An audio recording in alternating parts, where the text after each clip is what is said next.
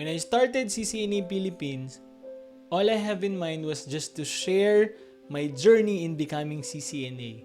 Gusto ko lang i-share yung mga natututunan ko, yung mga ginagawa ko that time, and additionally to solidify those knowledge by sharing it to others. Wala akong idea na lalaki or lalago yung CCNA Philippines to what it is today. In fact, nung sinimulan ko yung CCNA Philippines blog, I used yung free platform ni Google called Blogspot. Pwede nyo pang i-check yung original version at ccnaphilippines.blogspot.com. Doon talaga siya nagsimula originally. By starting that, it lit off the fire inside me, ika nga, to go all in and continue sharing my own CCNA and IT career journey. And then it became officially ccnaphilippines.com. By just sharing what I know that time, yung mga day-to-day task ko as a service desk or NOC, kahit mga simpleng tutorials and articles lang, it provides a huge help or napakalaking tulong para dun sa mga kapwa beginners and newbies na Pinoy na gustong matuto or nag-aaral ng networking. Nung nagsisimula pa lang si CCNA Philippines, walang readers, walang followers, walang nagbabasa as in. Okay? Pero dahil gusto ko yung ginagawa ko at masaya ako, I keep doing it. And then keep doing it. And then isa pa, parang naging outlet ko na rin kasi siya with the thoughts I have in mind in related with my career. And then, eventually, as time goes by, dumami na rin. Okay? Unti-unting dumami, unti-unting na-discover yung mga articles and tutorials na ginagawa ko. It started to receive good feedback and comments from its readers. Yun din yung naging inspiration ko or naging motivation ko to keep doing or to continue what I'm doing. And then eventually, it became an ultimate resource for aspiring CCNA and network engineers. Over time, nakapag-create ako ng ebook.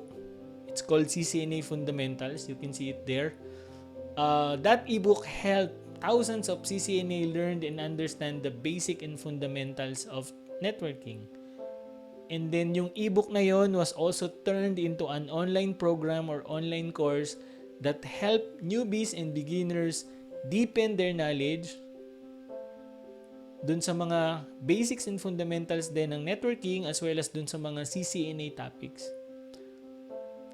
By just sharing what I know, by just sharing my own story, by combining my personal experience, my point of views, and the things I learned along the way, I was able to contribute in my own little way in the Filipino IT industry.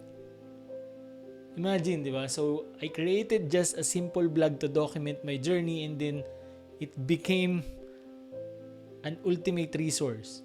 But lately, I keep asking myself, what's next? Ano ba yung kasunod nito? Diba? Ano ba yung pwede kong gawin? What would be the next chapter of this journey? I'm asking myself, is there any way or meron bang way where I can widen and spread this kind of impact to more aspiring Filipino IT? Sinasabi ko sa sarili ko, if I can find or at least convince other Filipino IT experts who are successful and kumbaga mga lodi na natin in the industry to share their own IT stories and their knowledge to also help and inspire beginners and others in their own respective IT field.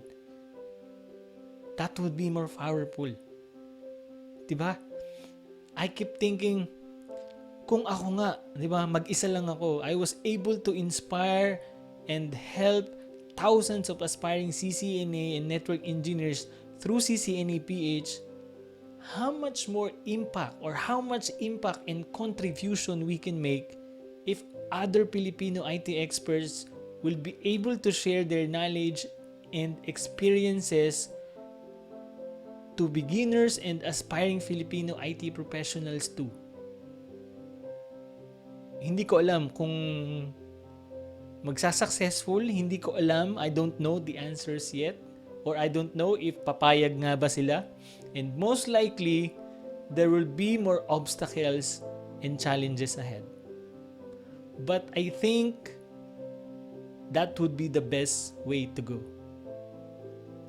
To embrace bigger challenges and move forward. To think long term. To contribute more so we can help more people. So, my new vision in the next or even in the next 10 years or even 15 years from now, hopefully, mas marami ng mga IT individuals, mas marami ng mga IT professionals ang natulungan or at least inspired by this advocacy. Either through our content, advice, tips, stories that we share, courses, events, or even other programs na pwede nating gawin in the future. Right? That's exciting. To make the things happen, we're gonna take the first step. So we're changing CCNA.ph or CCNA Philippines to techacademy.ph. That way, we can bring in more Filipino IT experts who are already successful and wants to share their stories that can inspire beginners in our industry.